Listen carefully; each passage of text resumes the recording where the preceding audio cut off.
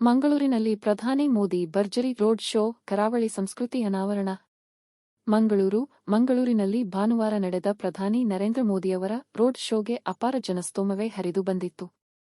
ಸಂಜೆ 7:15ಕ್ಕೆ ಮಂಗಳೂರು ಅಂತಾರಾಷ್ಟ್ರೀಯ ವಿಮಾನ ನಿಲ್ದಾಣಕ್ಕೆ ಆಗಮಿಸಿದ ಪ್ರಧಾನಿಯವರು ನೇರವಾಗಿ ನಗರದ ಬ್ರಹ್ಮಶ್ರೀ ನಾರಾಯಣ ಗುರು ವೃತ್ತಕ್ಕೆ ತೆರಳಿ ರಸ್ತೆಯ ಇಕ್ಕೆಲಗಳಲ್ಲಿ ನಿಂತಿದ್ದ ಜನರಿಗೆ ಕೈಮುಗಿದು ಕೃತಜ್ಞತೆ ಸಲ್ಲಿಸಿದರು. ಸಮಾಜ ಸುಧಾರಕ ನಾರಾಯಣ ಗುರುಗಳ ಪುತ್ಥಳಿಗೆ ಪುಷ್ಪ ನಮನ ಸಲ್ಲಿಸಿದ ನಂತರ ಶ್ಲೋಕಗಳ ಪಠಣದೊಂದಿಗೆ ರೋಡ್ ಶೋ ಆರಂಭಿಸಿದರು. ಕೇಸರಿ ಟೋಪಿ ಮತ್ತು ಶಾಲುಗಳನ್ನು ಹಾಕಿಕೊಂಡು ರಸ್ತೆಯ ಇಕ್ಕೆಲಗಳಲ್ಲಿ ಜಮಾಯಿಸಿದ ಸಾವಿರಾರು ಜನರು ಬಿಜೆಪಿ ಧ್ವಜ, ಕೇಸರಿ ಶಾಲು ಬೀಸುವ ಮೂಲಕ ಹೂಮಳೆಗರೆದು ಸ್ವಾಗತಿಸಿದರು.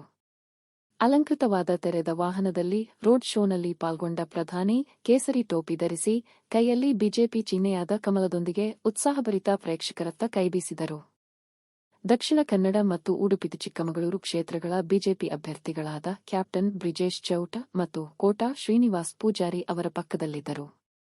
ನಾರಾಯಣ ಗುರು ವೃತ್ತದಿಂದ ಸುಮಾರು 2 ಕಿಲೋಮೀಟರ್ ದೂರದಲ್ಲಿರುವ ನವಭಾರತ್ ವೃತ್ತದಲ್ಲಿ ರಾತ್ರಿ 8:45ಕ್ಕೆ ರೋಡ್ ಶೋ ಮುಕ್ತಾಯಗೊಂಡಿತು.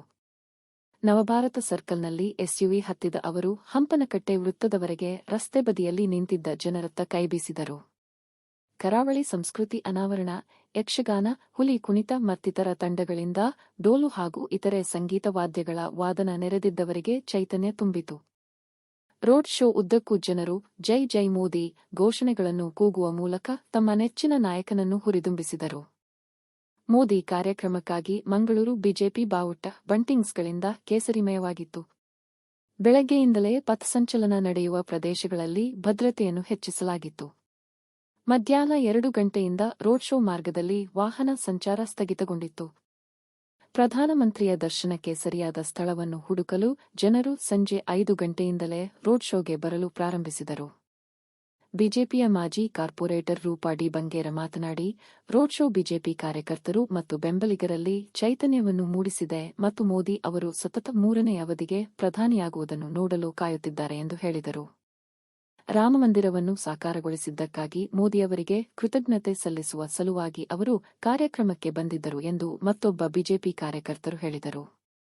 ಸಂಸದ ನಳಿನ್ ಕುಮಾರ್ ಕಟೀಲ್, ದಕ್ಷಿಣ ಕನ್ನಡ ಮತ್ತು ಉಡುಪಿಯ ಬಿಜೆಪಿ ಶಾಸಕರು ಮತ್ತು ಇತರ ಬಿಜೆಪಿ ನಾಯಕರು ರೋಡ್ ಶೋ ಆರಂಭಕ್ಕೂ ಮುನ್ನ ಮೋದಿ ಅವರನ್ನು ಸ್ವಾಗತಿಸಿದರು. ಕ್ಯಾಪ್ಟನ್ ಬ್ರಿಜೇಶ್ ಚೌಟ ಅವರು ಪ್ರಧಾನಮಂತ್ರಿ ಅವರಿಗೆ ದೇವಿಯ ಭಾವಚಿತ್ರವನ್ನು ನೀಡಿದರು.